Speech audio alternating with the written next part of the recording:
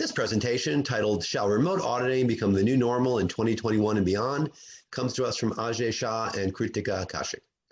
Ajay Shah is a highly experienced food scientist, technologist, trained in the UK, who has impressive academic achievements and career highlights.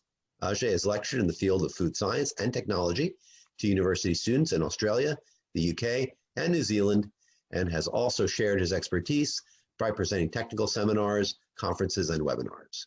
He has been operating his food technical consultancy business for the past 20 years by providing scientific and technical food solutions for the food industry. Ajay was named as a fellow of the AIFST in recognition of the outstanding service to the food industry in 2018. Krutika Kachhy is an experienced food technologist who completed her master's in food technology from Australia. After working briefly in the quality assurance sector of the food industry in Australia, she moved into technical development in India, where food emulsifiers and their functionality became her key areas of expertise.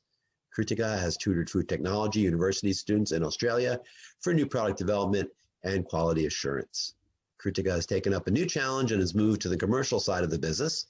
She is currently the head of business development for the food, feed, and nutraceuticals division of Molchem Chemicals. And with that, take it away, Ajay and Krutika. Thank you very much, Michael. Just wanted to say thank you for inviting us again. Thoroughly enjoying being part of Exemplar Global webinar series. So I'll pass you over to Krutika to just do a bit of an intro as well.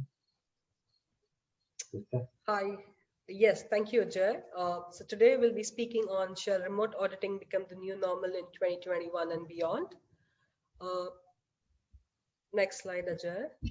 Thank you. So the key points of discussion for today's webinar are the evolution of remote audits, what is a remote audit, considerations of remote auditing, remote interviews, closing meetings, advantages of remote audits, the disadvantages, the future of remote auditing, and concluding remarks. Next slide, please. So as we all know that the COVID-19 pandemic has created a lot of ripples in the industry and globally. It has changed in ways in which companies approach audits. They have halted travels. They've made companies think about allowing visitors on site, and with all the desperate measures, desperate times, they have called for desperate measures. See, auditors of private companies and enforcement agencies alike are developing new processes for checking the compliance, and remote auditing is one of the ways. What was earlier considered to be face-to-face meeting, where the auditors would go on site, meet with people, the management, discuss the next projects, has now become all remote, and it has forced people to think of new ways in conducting audits, and this is what we're going to talk about today. Over to you, Ajay. Thank you very much, Krutika. So what I will be talking about here is what is a remote audit. Now, a remote audit, the description is a virtual audit basically conducted using electronic methods such as video conferencing, email, and telephone to obtain audit evidence, just like you would during an on-site audit. So there is no differential between an on-site audit and a remote audit. The only differential is that you're not actually present in the room, you're away from it, like speaking through using ICT tools. Now, remote auditing provides basically a springboard for tools such as file and screen sharing, video conferencing, using platforms such as Skype, Zoom, WebEx, Microsoft Teams, and similar other platforms, and also conducting live data analysis.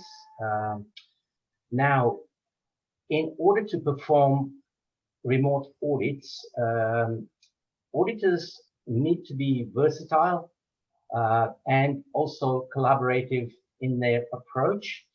Versatility basically means, the auditor has to be able to communicate with different personnel, and in essence, you're versatile being in a room as well as conducting a remote audit. So you're away from the room, basically sitting in your own room. So it's kind of a different scenario, but it still works beautiful.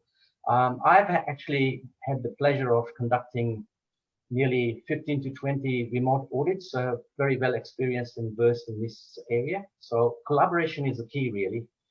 If you cannot collaborate, then the remote auditing perspective will not work. The other thing is techniques.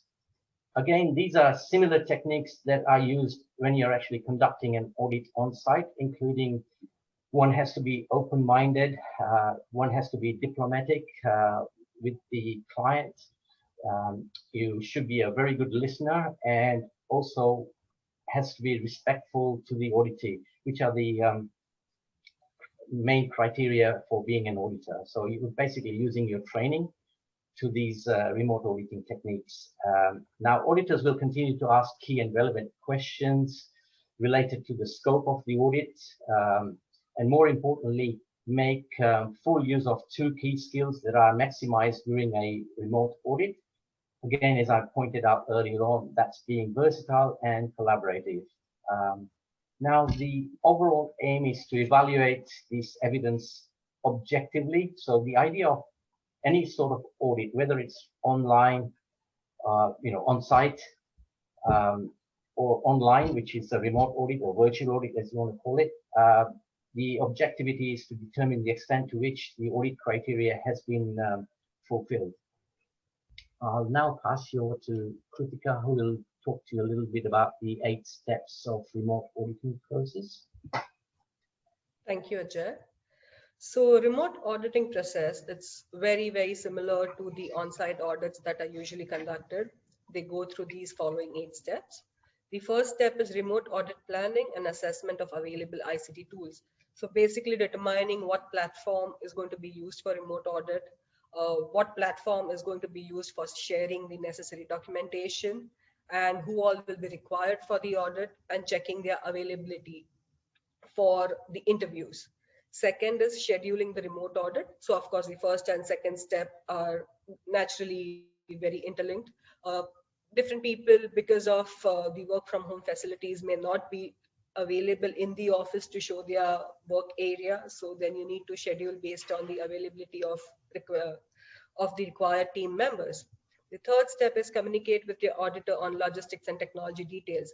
Now, some areas of the company may not have internet connectivity, or it may have weak connectivity. In that case, how are you going to show them the processes that the auditor has requested for?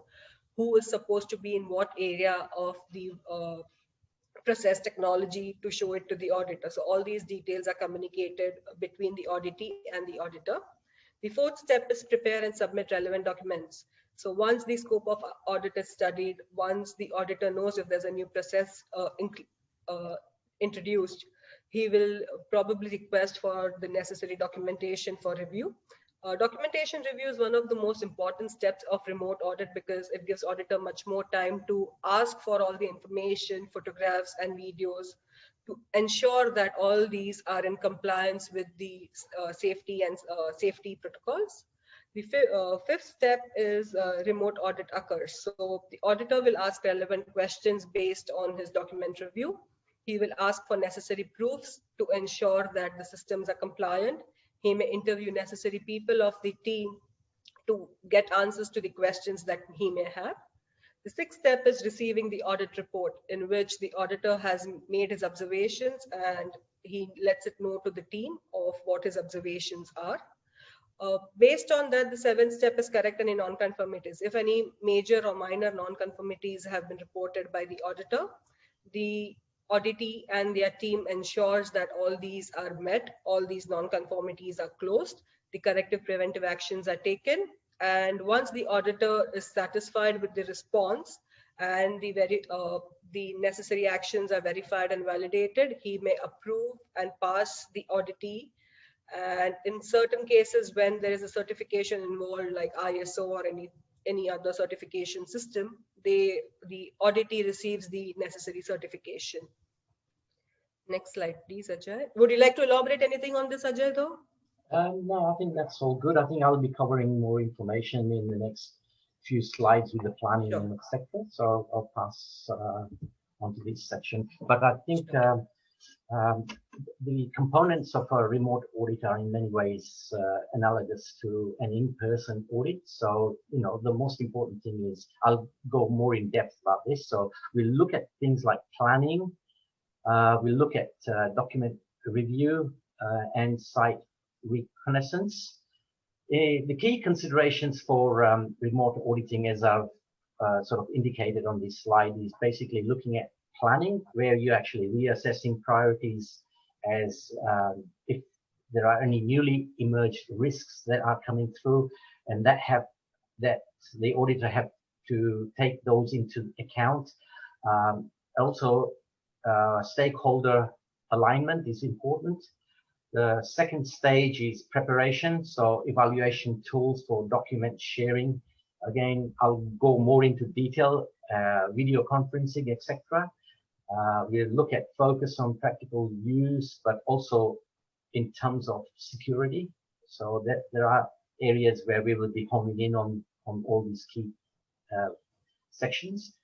One also needs to clarify new processes. The third step is basically executing, and basically where you're clearing, you know, it's clear and transparent planning, limit attendees in virtual meetings, optimal use of technology. The idea is also to gather sufficient objective evidence on file. And then finally, the final step is more to do with reporting. So, you know, you're actually reporting your audit findings as validation, which includes descriptions of new approach and potential impact on the scope of the actual audit. I'll just go to the next slide, which is all to do with planning, and this is a little bit more in depth. So just bear with me. So audit planning and scoping is one of the most critical areas in every audit. So again, planning, where you have to plan the audit, you know, you need to know a little bit about the site that you're going to be auditing. So the most important facts here is you need to have a meeting which needs to be organized with the client to discuss the following points, such as the scope of the audit and the actual schedule of the audit. Now, the schedule will be sort of a little bit different to when you're actually on site, because again, one has to remember that when you're actually doing remote audits, you need a little bit more time as well. So one of the things you have to do is explain the remote audit approach process to the participants, you know, exactly what the similarities are between an audit which is on-site, as well as any differential between face-to-face audits, which is an on-site audit, compared to the stakeholders, you know, like compared to the remote audit for stakeholders, which are accustomed to more sort of online audits. So it's more of a training to let them know. Now, the other thing I also wanted to mention is that how and when will the information be shared? This is very important. So this includes what technologies will be used, everything from cameras to collection of data and documents. So, you know, like when you're actually doing any screen sharing, how you're going to be doing all that, you have to explain all this to the client. And also, the other thing is what confidential or restricted areas need to be considered or avoided. Again, all these things need to be discussed with the clients, because the clients, you know, you want to ask them, can you share this information through the platforms or not? Again, you need clear sort of instructions from them, like which areas they will allow the cameras in or not. So these are the sort of points that we need to discuss. The other thing that we need to look at is what authorized authorizations need to be obtained in advance to collect video and still photography. Now, I had an incident where they didn't have a video available within the plant because they had walls where there was a lot of iron, so the Wi-Fi wasn't available. So then, you ask for request for still photography. So sometimes, they will give you pictures that they want you to look at. So that's a little bit of a drawback on that front. But again, you have to clarify that you want objective evidence. It is also important to discuss from the outset that the limitations of remote auditing, for example, future on-site work may be required based on the findings of the remote audit or when travel bans are lifted. So, sometimes you can only do a limited amount when you're doing remote audits, like things like document reviews. Other times you have to ask them that you'll do the site audit in the next 6 months or so. But there are times like in the pandemic where things are changing by the minute. So, the 6 months have already passed and we are still in the same position. So we have to somehow request for on-site audits, but that can only be done through remote audits in essence. So we have to do another second remote audits, and that's what's happening for myself, because I conduct not only food safety audits, but I also conduct cosmetic audits and also feed safe audits. So it's a bit of a tricky situation, but you have to work with the system. Now, I just want to talk about document review. Now, remote document reviews are in many ways analogous to reviewing documents at the facility, with a couple of major caveats. It may take significantly more time for the facility to prepare and upload the documents to a file sharing platform such as shared drives like, say, OneDrive or G Drive, or if they have Dropbox, you can suggest Dropbox, because when I have conducted audits for big organizations, I've requested they put everything in the Dropbox so that, for auditors, it's easy. Everything is in one place and it's all sort of shared, in essence, that if they make any changes, when the changes are placed, so that you can actually track when they did the changes. So it's quite good. Now, the other thing is the facility personnel will need to take the time to convert these records into reviewable formats, such as PDFs, and upload the files on, say, Dropbox or any shared drive. Sometimes there are incidents where, whilst you're auditing, they'll say, okay, I will just shoot you this information straight away. So they actually email it to you. So that way you can still get the information straight away. You have to understand it's a little bit tricky when you're doing remote audits. You have to give time for the clients to come back to you with documentation. So all this takes time. Sometimes what you also find is a client will sort of get hold of a piece of paper and sort of show this on the camera to say, okay, look, I've got this document. So it's not the best way, but under the circumstances, you have to understand there's a lot of information that we have to go through in audit. So as long as you can get the objective evidence, that's the main key thing, and meet your requirements.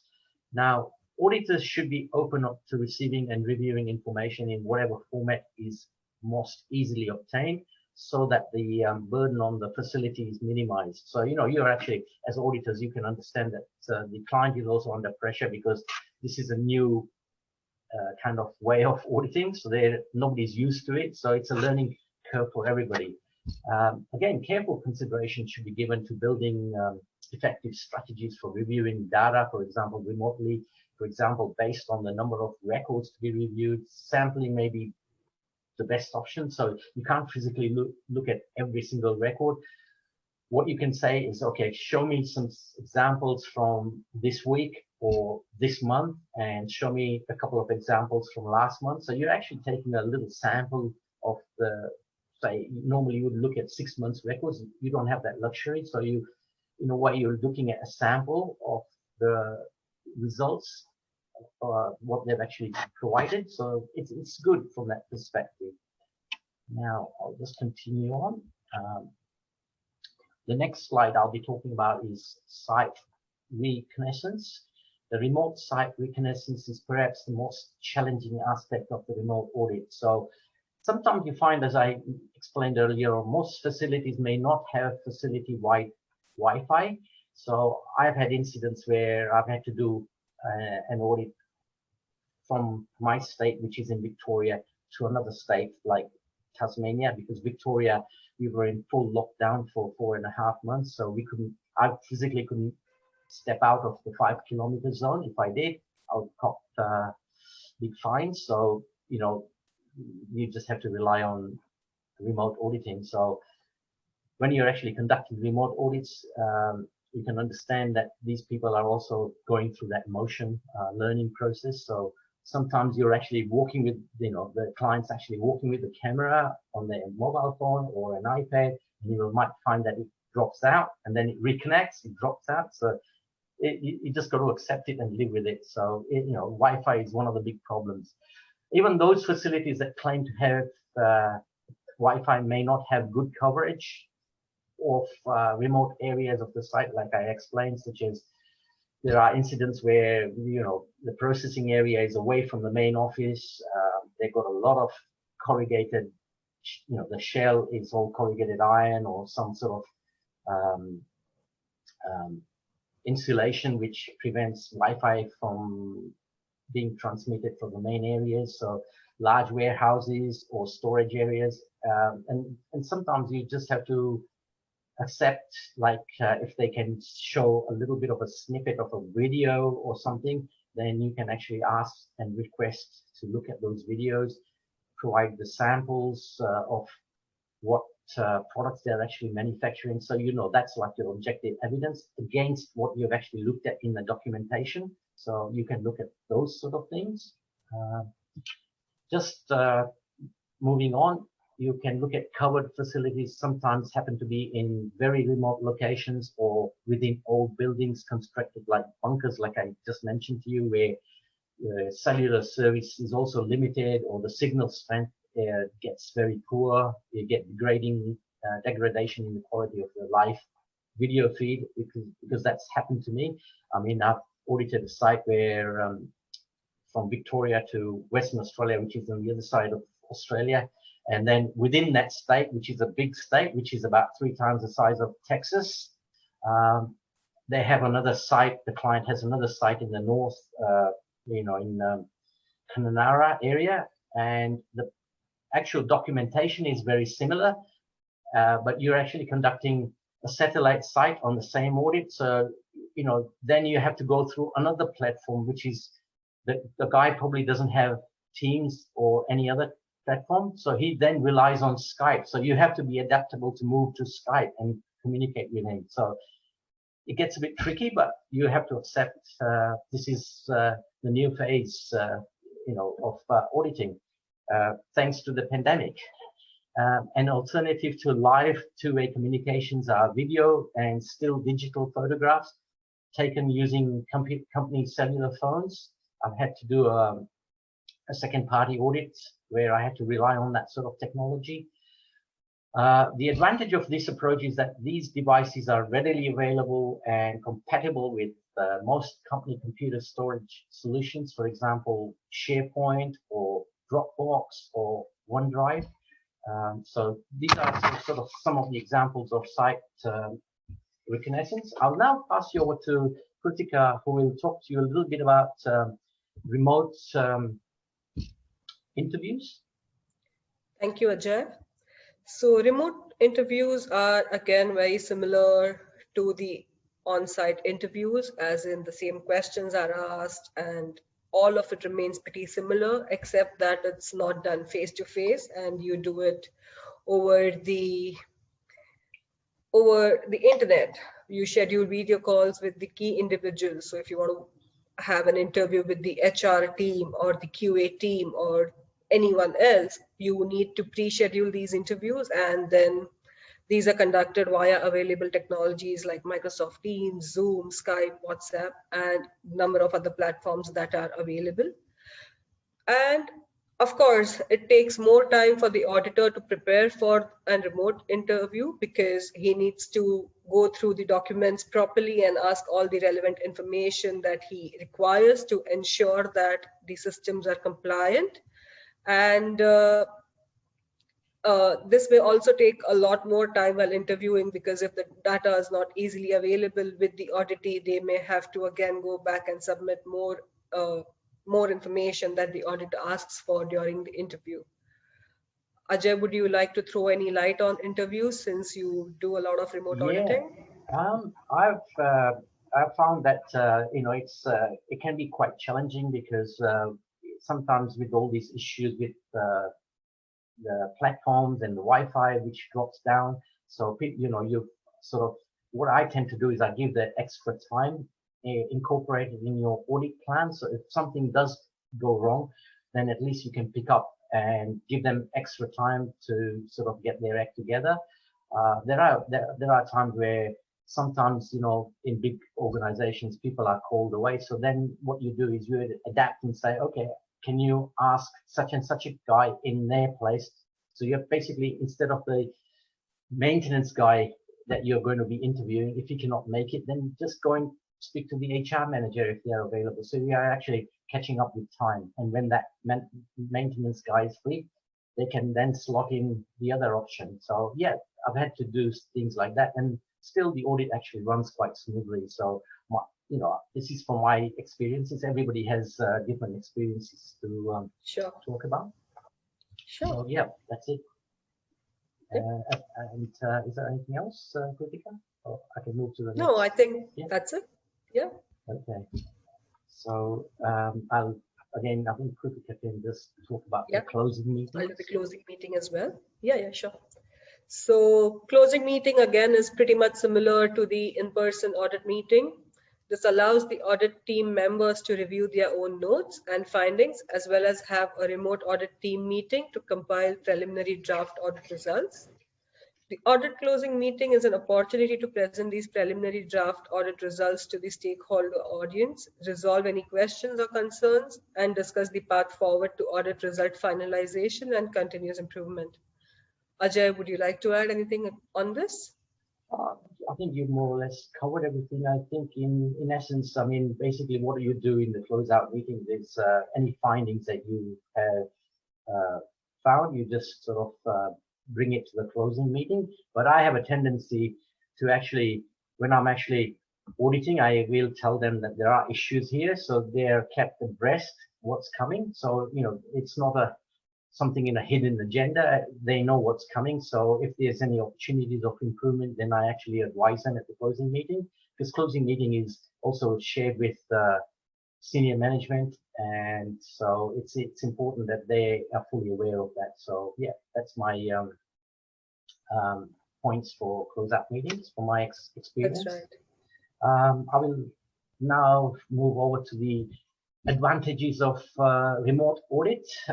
So remote audit allows for more creativity in the audit process. Again, it provides opportunities for getting more people in the audit process, getting more people within the company involved in the audit process, and the flexibility and scheduling remote audits relieves pressures to make sure that required individuals are available to the audit team. Again, the other thing is less travel. Auditors can audit any facility globally without the need to actually commute to the audit site. So this is where I think the world is going to move in the distant future. And as I mentioned earlier on, I think Krutika might have also mentioned that it reduces travel costs. So for an audit program with multiple annual audits, remote audits can provide significant savings, especially an example that I gave you with that Western Australian incident. They've always conducted a remote audit pre COVID-19 pandemic, because they had to rely on Skype even before this. So yeah, that sort of trend was still there, but wasn't so pronounced as it is now, because people have to follow that trend. So again, time allocation is important. So with the elimination of commuting time, auditors can spend more time doing things that actually give value to the client, such as, I find that reviewing documentation to ascertain audit trails gives me more chance to look at things more in depth, and spending time writing audit reports to a really high degree, giving more information to the client, how the documents are reading, where the improvements can be made. So, you're basically giving them any findings or any opportunities for improvement. One of the main things with auditors in on-site audits is audit burnouts, which is a common term in the certification industry, particularly if auditors are carrying out several one-day audits over a week, and you have to travel different sites, driving to different sites. I remember that when I had to travel through 4 sites in New Zealand within 5 days, and also doing audits, it takes its toll on the body, and writing several different reports each week. So over time, it does take its toll. So in a way, remote audit will decrease it. But at the moment, I still feel that even though people say it relieves pressure, but I feel that auditors are still doing more work, because sitting in front of a computer still involves, it can be very exhausting. You still need to stand up and give yourself time to sort of stretch your legs and things. So yeah, these are the advantages, but there is also disadvantages, which I think Krutika will mention to you a bit later on. Another positive result of switching to remote audits is that there is more time for document review, as I mentioned, remote reviews of plans and documentation, again, at the auditor's own pace, so they can actually look at the documents at their own pace, contribute to a higher quality review, as I mentioned, with a deeper dive into the documentation. So you're looking at it in more depth, separating risk areas from non-risk ones, and by separating document review from interview portion of the audit. So the auditors can spend more time actually verifying that the site's programs and records meet regulatory requirements. So when you're actually doing interviews, I think, like for example, if you're interviewing an HR manager, you want to look at training records. Some of them have special platforms, so they can do screen share with MS Teams, for example, so they can, you can actually see what records they've got on site, what training they've got on site. So it's all, people are now moving paperless, so you can actually do your remote audits paperless as well. So these pluses and minuses. Again, improved use of available technology strengthens documentation and reporting. Facility personnel's use of technology to capture video and photographic information actually contributes to improving their understanding and use of available technology. So there are, pluses and minuses of conducting an audit on site. I mean, the other thing is you are not actually on site, so you can't see things as you would like to, but unfortunately, that's how the cookie is crumbling at the moment, and you're going to go with the flow. So, yep. As I mentioned earlier on, flexibility, instead of being confined to a few days on site, auditors can now schedule multiple sessions to cover the various topics being audited. I've had to do that for an internal audit for BRCGS for a client, where you're actually doing a few days of different sections, because BRCGS is quite a demanding audit. So even internal audits are quite demanding, because you need a little bit more depth than when you're actually auditing the full-blown thing. So yeah, flexibility is the key. So that's really good. The audit burden to the facility operations is also mitigated. Time required to gather and digitize documentation, video, and images can be spread over, say, several weeks. Sometimes you don't have that time, but you can actually look at it over a couple of days instead of concentrating into an audit period that takes a person from their daily activities. So Yeah, there's a lot of things that you can do with remote auditing. So remote audits are not limited by financial pressures or travel, and this provides the opportunity for people within the company to be involved and for more collaboration. Again, scheduling remote audit relieves pressure to take sure that to make sure that required individuals are available to the audit team. I will now pass you over to Krutika, who will talk to you about the disadvantages of remote audits. Krutika, Sure, Ajay. Thank you, Ajay. So disadvantages of remote audit, as Ajay rightly mentioned, that everything that has an advantage also has disadvantages. One of them being, if, like you mentioned about auditors' burnout, so if auditor doesn't travel, but then he would probably have to do a lot more posture correction and make sure his health is not affected by constantly sitting in front of the screen. Apart from that, when it comes to the organization, the disadvantages of remote audit are mentioned here. The first one is audit objectives. So remote audits should not be used as cost-saving measure because they are less of a logistical headache for the organization being audited. They should be only considered when you are satisfied beyond doubt that all audit objectives can be met. Now, again, the advantage here is you can get more people involved because it's remote, but then the disadvantage could be that probably because the organization doesn't want a lot of people traveling or doesn't want to invest in the travel costs, shouldn't be the reason why they are preferring a remote audit. Available technology, like we had mentioned in the past, that there could be certain areas of the company or the warehouse where the internet could be weak, and there's a possibility that live recordings are not possible. Still photography, like Ajay mentioned, the organization could just give what they want the auditor to see and not what actually is there.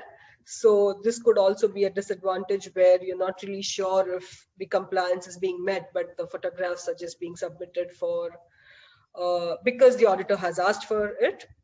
Type of audit evidence that needs to be gathered. It was interlinked with available technology, that an audit of the physical work environment, such as the factory floor or warehouse for a manufacturing company, may not be suitable to be completely remote. Access to relevant databases and systems should be considered to ensure tangible and objective evidence is available for review. Ajay, would you like to elaborate on any of these points? No, I think you've covered them very well, actually, Krutika. I'll just move forward. Sure. Okay, so I'll be talking now on the future of remote auditing. So remote audits are a trend that is actually gaining a lot of traction rapidly, and it's maximization of this type of auditing, which can only be a positive thing. On-site audit activity before or after a remote audit encourages communication regarding key topics and areas to explore that can strengthen the overall audit process. It also helps build a better relationship between the auditor and auditee. Sometimes you find that the auditee gets to know the auditor a lot better this way because, you know, there's a little bit of freedom because they're not on site. So there is that. Sometimes they do open up a little bit more. So, you know, there's two sides to the coin on this, but it can work in your favor as well. So clear and well-planned audit and good communications are the most essential means from both parties to ensure that the process runs as smoothly as possible. Because the key thing here is the auditor wants to gather objective evidence, and you know there's a way in a knack of actually requesting that information in a diplomatic manner, and you can get anything you want provided you ask in a nice diplomatic manner, and the whole audit process will run quite smoothly. Now, as the industry turns, at least temporarily for now, the use of remote auditing, it is worth discussing other reasons why certification bodies haven't taken this opportunity, but this could be the turning point. Some of these are probably considered below why they didn't do it. Now, the first one was Access to technology. There are multiple hardwares and software solutions available for collaboration and enabling remote interviews and also review of electronic and other documentation. Now, you also find that sometimes some people were a bit skeptical because some people in Australia, for example, they have old systems. Some people are not really conversant with new technology, but I think the pandemic has changed all that. They've had to learn because they all need to be audited. So they are soon learning fast. So yeah, things are changing for the better. Again, reliability, technology solutions require reliable hardware, software, and in the case of internet-based solutions, wireless, phone and broadband services. These are all really important. So, you know, if when I say broadband in Australia, we have NBN. So, you know, before that, it was a little bit difficult to, you know, one could not really conduct these sort of audits as we are doing now. So we've come a long way in that front. The competence. Now, remote auditing requires new competencies from the auditors and for development of others. Now, I've just noticed on the Exemplar global newsletter that they're now started to provide training courses for how to conduct remote audits. So there you go. But I think it's a pity that this didn't come earlier on. But I mean, people like myself had to learn it on the job. So yeah, that's how the cookie crumbles. I will now pass you over to Krutika, who will talk about the future of remote auditing. Thank you, Ajay. So, of course, the COVID-19 has forced people to start with the remote auditing process. Now it will become the new normal and remote audits will continue to take place. This is a clear indication that we are moving to a more virtual auditing approach. Remote audits will not possibly take over the entire audit activity. Like Ajay mentioned, that once things move back to normal, there is a possibility of an on-site visit post a remote audit just to build the connection and ensure that everything is in place. The scope will cover at least 50% of the audit to be covered remotely, depending on the audit type and risk, and also using a risk-based approach. Risks to the auditee can result from the presence of the audit team members adversely influencing the auditee's arrangements for health and safety, environment and quality, and its products, services, personnel, and infrastructure. Ajay, would you like to elaborate on this? Yep, I'll talk a little bit about the second point here, you know, the remote audits. Now, I've conducted a remote audit in ISO 22000, 2018. The whole audit was done remotely. It was quite challenging in the first instance because the document review, the stage one was very easy because, you know, you basically request for the documentation, you do a little bit of opening meeting, closing meetings, those sort of things. But when it actually came to the actual site audits, because this particular audit was in Tasmania and I couldn't really leave my state to go to Tasmania for the reasons given. You know, we were in lockdown, school lockdown, so had to do everything remotely. So it was a little bit tricky, but we managed to get through. So that was a start. So it took a little bit longer and the client was sort of quite agreeable with the time frames required. So, you know, that was very good. So as Krutika pointed out, that 50% of the audit normally is covered remotely, but in the instance of ISO 22000, 2018, I had to cover it fully. Now, I just wanted to touch base on some of the GFSI programs. Now, SQF, for example, does not permit a full remote audit yet, unless it is a document review audit only. Audits using ICT, which is basically, you know, information communications technology, can be up to 50% off site for the total audit time. And 100% remote audits are now allowed for FSCC 22000. This was, I think this was on the 5th of October 2020 on the FSCC website. It was published as a new document called Full Remote Audit addendum. If anybody wants to look at it, it's available on the FSCC 22000 website. They allow you to conduct full remote audits. Now, these are valid and applicable only when a certified organization cannot be accessed due to serious event, as in the case of the pandemic. The FSCC 22000 full remote audits are completed using ICT, and this will be accredited audits. However, this will not be recognized by GFSI programs. In the case of BRCGS standard, the initial part was they were not allowing you to do the audits, but currently all certified sites whose certificates can be affected due to COVID-19 in respect to travel restrictions and internal rules of receiving external visitors to the sites can opt to any of the following three options. You can either request a certificate extension for 6 months with a COVID-19 risk assessment. Again, all this is on the BRCGS website. You can request that their recertification audit is conducted using blended audit. That means you're actually doing 50% remotely and the other 50% on site. The third one is a request to the new temporary modality to conduct 100% of an audit remotely. And that's according to the position statement on BRCGS 086.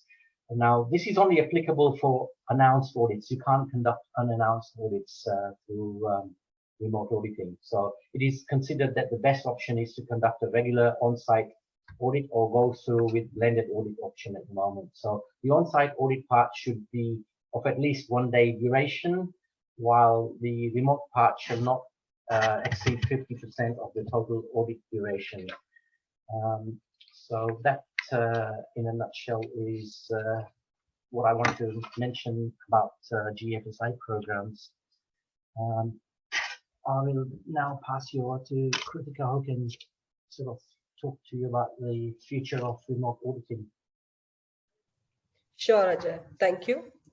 So the points to consider for remote auditing are mentioned here. Remote auditing via walkthrough video, where an employee may facilitate an audit by recording the walkthrough of the operations from receiving goods until dispatch or service of the final products. A handheld device equipped with camera can be used to carry out this type of audit. So your mobile phone or a tablet, wherever you want to record the entire process, can be used for this approach. While this approach may be more cost effective, it relies heavily on what the employee chooses to capture on camera and can certainly come with blind spots. Remote video auditing will only be successful if the technological infrastructure and know-how is in place. So basically, the internet connectivity is the first point that is important, because you need to also share the video that you're capturing. Also, so the disadvantage here would obviously be where the employee may not show the blind spots and the auditor may have doubts regarding compliance of certain steps in the entire process that are being captured. Second is ensure that your remote auditing tool undergoes a quality and safety assessment. With security breaches becoming more common in the world of remote working, sensitive operational and employee data may be most vulnerable to online hackers. So if the process or any other data is stored in the device, it is a possibility that this may be hacked and you may lose a lot of confidential information that is stored on the device or on cloud. White labeled auditing tools would have to remain compliant with the organizations as well as local regulatory requirements. Ajay, would you like to add something on this? No, I think you covered everything quite well, Krutika. And plus, I did a lot of coverage in the previous slide, so we'll move forward on this. Sure. Okay, would you like to go ahead with the auditor's role, Ajay? Yeah, I'll just talk about the auditor's role because I think it's just appropriate. So Now, it's important that the auditor should be able to work with the technology solutions selected, because before you conduct any audits with a CV, we have to conduct the risk assessments. We have to actually send the forms to the clients to say, have they got this particular platform that's actually working for you or not? What platforms are available on their systems? So then that we can match it with our technology. So you always have to have two as backup. There have been times where we've actually used Zoom and the client's Zoom was actually dropping down because every 40 minutes we had to reconnect. So these are the sort of things that, even though you sort of tell them that, you got MS Teams available, and I find MS Teams is quite good because it's quite secure. A lot of the financial institutions won't actually use Zoom. They will actually use Teams because purely from cybersecurity. Okay, so again, auditors should be able to handle the difficulties associated with picking up on verbal and visual cues when interviewing remotely. So there are times when you're actually, it's not going to be the same as when you're actually on site, but you can actually pick up on cues and the way the client actually answers the questions. So, you can actually get a pretty good handle as long as you're a good listener. So, the idea of remote auditing is you have to be a good listener, good to be diplomatic. So these are the key points. Again, the auditors should develop new ways for selecting samples and following audit trails. So if you find something, you can dig deep and say, okay, show me an example of, if you find something in the results, you can ask them to go back in that scenario to say, okay, show me the back step. So you're actually just following the trail back. And to ensure that samples are representative, are of their choosing, and that they remain in control of the audit process. So, if they're doing something, you can request the whole story and say, you pick a date and follow that. So then you can say, yep, the systems are working, everything is good, then you can sign off. And I will pass you over to Krutika, who can give the concluding remarks about remote auditing. Sure. So we've taken you through the evolution of remote auditing. How is remote auditing conducted? How is a remote audit conducted? The advantages, the disadvantages, what are the technologies, the tools required?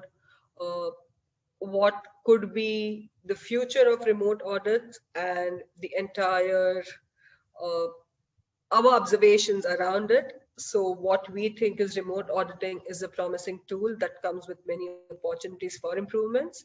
Of course, Ajay has also taken you through his experiences of remote audits, so where he faced challenges or what areas needed improvement.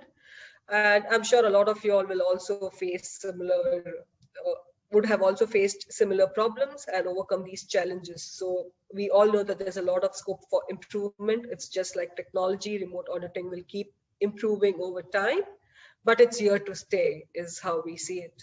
Right, Ajay? Yeah, that's correct. I think it's here to stay, and pandemic has really changed the way auditing will go ahead in the future. That's my few points there. So I would just like to take you through our references slides, where we have actually found some information for where we've sourced information. So this is one of the slides, so if anybody's interested, that will be available through this particular webinar later. Yep. I want to thank you for watching, and please don't forget to purchase your CPD certificate. Thank you very much. Krutika? Yes, of course. We'd like to thank everyone for watching, and it's been wonderful having this webinar for Exemplar Global. Thank you. Yeah. Well, thank you, Ajay, Shah, and Krutika. Whether remote auditing is going to be the new normal in the food industry. And that concludes this presentation.